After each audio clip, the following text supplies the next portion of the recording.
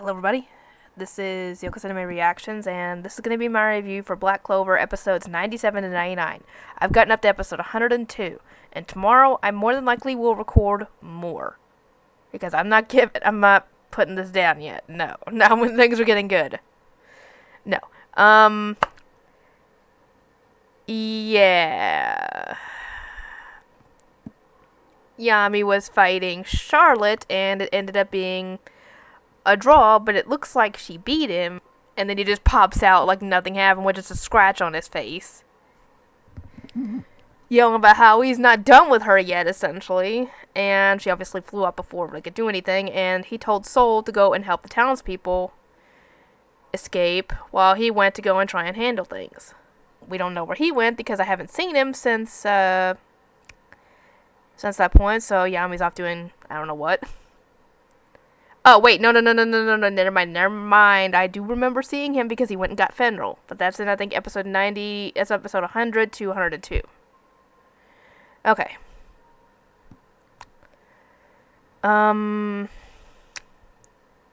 Yeah, now they're gonna have a harder task ahead of them because not only do they have to finish off the rest of the Eye of the Midnight Sun, which is, how did I pronounce his name? Patri, Rhina, and Licht, as far as I know. But also the others that are being possessed by the elves. So does that mean that Fauna and Vito come back, or are they not coming? Did they not come back because they are gone? Vito's dead, as far as I know, and Fauna, I don't know. Anyway,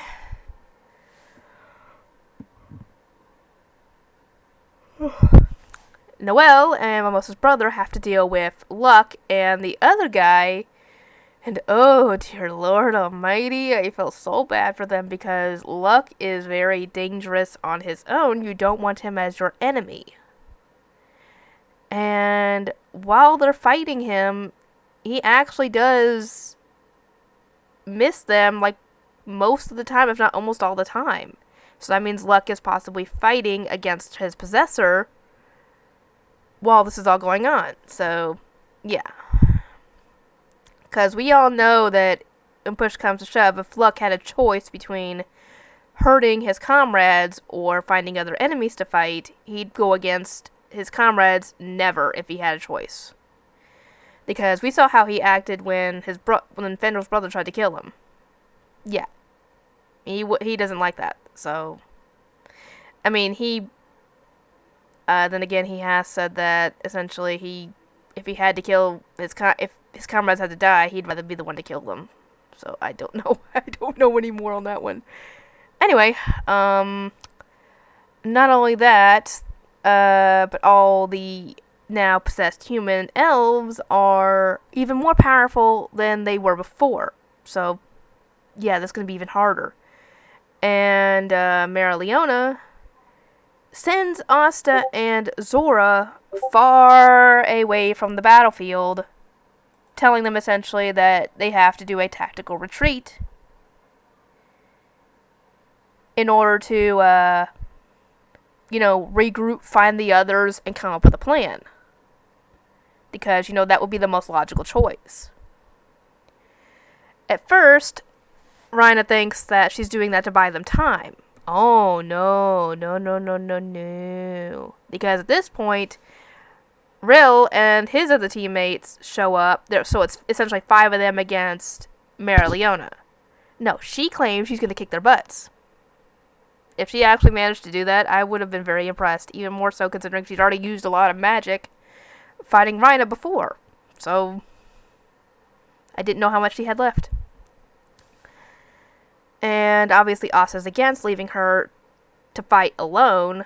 Zora knows essentially that it's the only way that they could possibly, survive, because they would have to regroup with the others that aren't possessed, try and make a plan, and then try and put it into practice, because you can't just run in without a plan, because that will get you killed.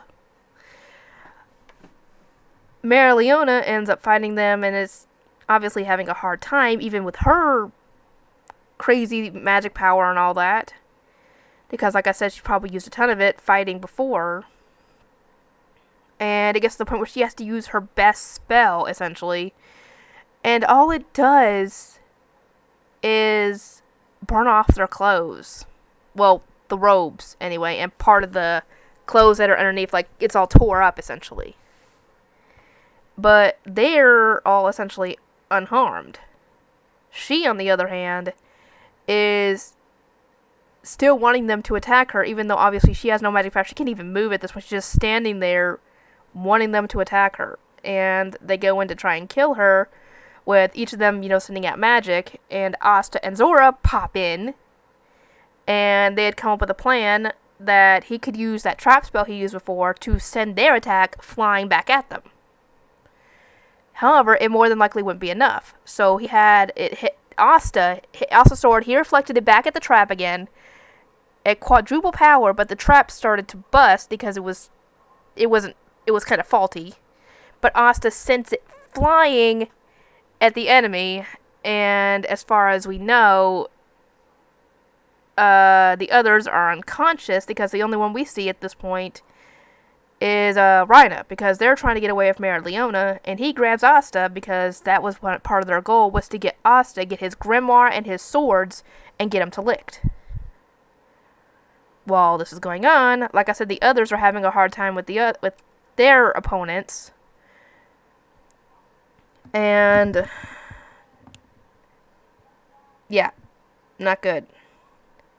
Also, like I said, it's all happening around the city where all the different squads are having to deal with this, and the vice captain of the Crimson Lion Kings is now one of the possessed, and he has air magic, which I'm guessing is different from wind magic. Anyway, Leo and the others are trying to fight him off because, Fugolion's still unconscious, and even despite their best efforts, they are unable to stop this guy. But thankfully, Fugolion finally wakes up. And not only that, he has the fire spirit Salamander on his side, which I think is probably a better fit than for Fauna, to be completely honest. And yeah, he easily takes this guy down and knocks him out and ties him up with his fire magic. And now everybody else has to go and help out, evacuate the people, and obviously help out any squads that need it. And obviously, we find out that Fugolion had seen William's secret of him sharing a body with Patry, whatever his name is. And thus, in order to keep him from spilling the secret, they put him in a state where he was close to death, or they were probably wanting him to die. I don't know. So yeah, this was to keep their secret, essentially. And not just get the magic stone. But yeah, he hasn't told any of the others yet because he's probably hoping that they can figure this out and stop him before he has to reveal it as public. Because once that gets out, it's going to get around to everybody, and more than likely the townspeople and the Golden Dawn will probably be under investigation. And it turns out that Fenrir's hunch was right. Longris is also one of the possessed elves. So, yeah, this is definitely going to be hard, because they've got the captain of the Aquadeer, they have Luck, Longris, Charlotte, who else? Who else is really strong? We haven't seen Solid or any of the, or his, Noel's sister, so we don't know if they're possessed or not.